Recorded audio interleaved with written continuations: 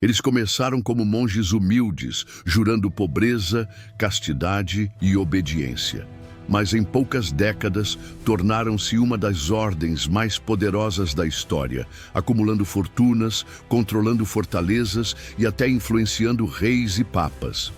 Os cavaleiros templários eram temidos como guerreiros sagrados, respeitados como defensores da fé e odiados por quem invejava seu poder.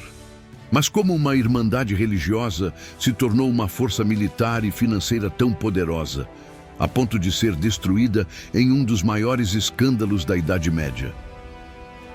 Hoje, você vai descobrir a ascensão meteórica e a queda brutal dos lendários templários. Uma história de fé, sangue, conspirações e traição.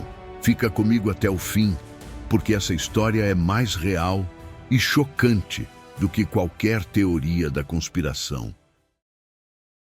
Tudo começa em 1119, logo após a Primeira Cruzada. Jerusalém havia sido conquistada pelos cristãos e milhares de peregrinos europeus começaram a visitar a Terra Santa.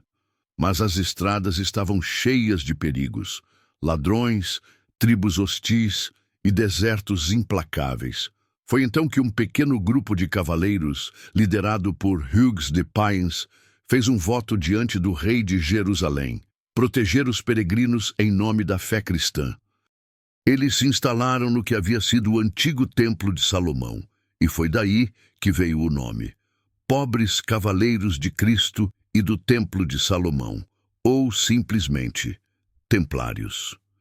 Os Templários eram únicos, uma mistura de monge e soldado. Faziam votos de pobreza, castidade e obediência, mas ao mesmo tempo treinavam como guerreiros de elite. Vestiam mantos brancos com uma cruz vermelha no peito, e sua fama logo se espalhou pela Europa e pelo Oriente Médio. No campo de batalha, eram temidos por sua disciplina, coragem e fanatismo religioso. Lutavam até a morte, acreditando que morrer em combate era um passaporte direto para o paraíso. A igreja aprovou e abençoou a ordem, e logo doações de terras, castelos e dinheiro começaram a chegar de toda a Europa.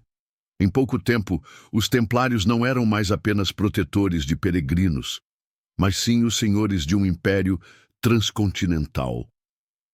Ao longo dos séculos XII e XIII, os templários acumularam uma das maiores fortunas da Europa medieval. Possuíam fazendas, navios, minas, castelos e fortalezas em dezenas de países. Eles criaram algo muito parecido com o primeiro sistema bancário da história.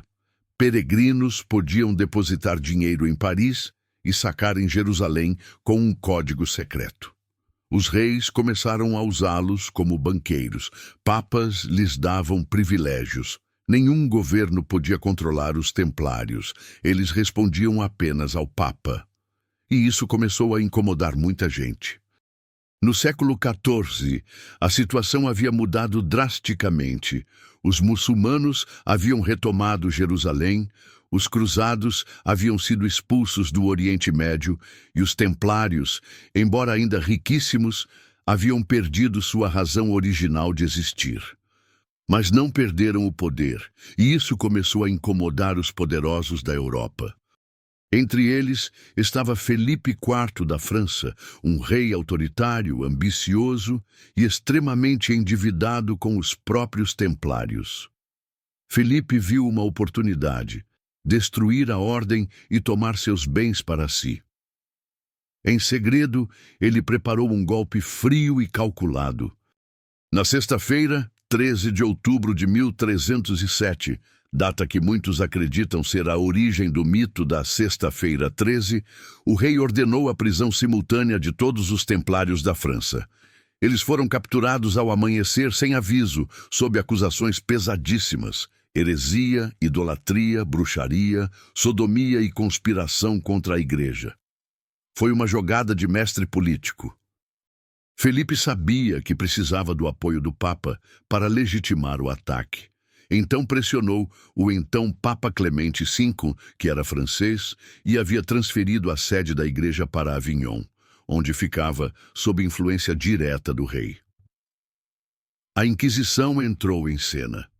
Sob tortura, muitos cavaleiros confessaram crimes absurdos, que cuspiram na cruz durante cerimônias secretas, que adoravam uma cabeça misteriosa chamada Baphomet, que cometiam atos blasfemos e imorais em rituais obscuros.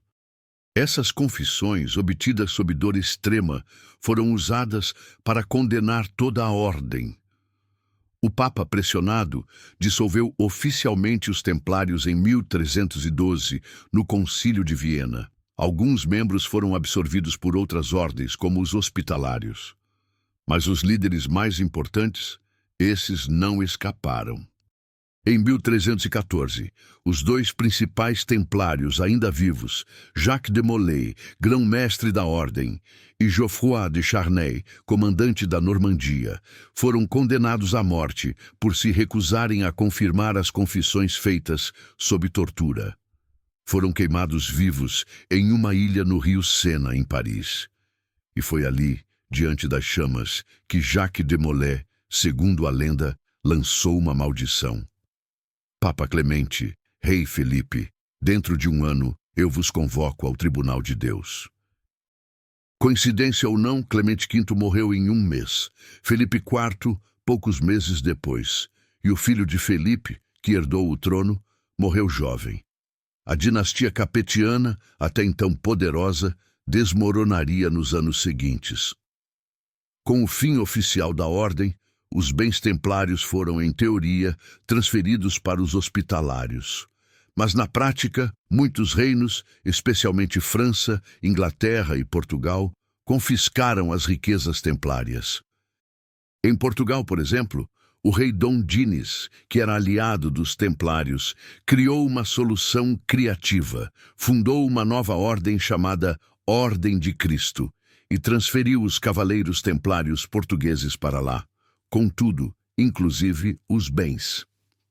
Essa ordem portuguesa mais tarde teria um papel essencial nos descobrimentos, financiando as grandes navegações, incluindo as de Pedro Álvares Cabral e Vasco da Gama. Ou seja, o legado templário não desapareceu, apenas se transformou. Muitos acreditam que parte do tesouro templário desapareceu misteriosamente. Outros dizem que alguns cavaleiros fugiram e fundaram organizações secretas como a maçonaria. E há ainda quem acredite que eles guardavam segredos milenares, como o Santo Graal ou a descendência de Cristo. Teorias da conspiração à parte, o legado dos templários continua vivo até hoje, inspirando livros, filmes, jogos e séries, de Assassin's Creed ao Código da Vinci. E aí, o que você acha? Os templários foram vítimas de uma grande traição, ou escondiam algo que nunca deveria ter sido revelado? Se você curtiu essa história, deixa o like, se inscreve no canal e ativa o sininho. E tem um novo vídeo te esperando aqui na tela agora mesmo. Clica aí e continua essa jornada com a gente. Até o próximo episódio.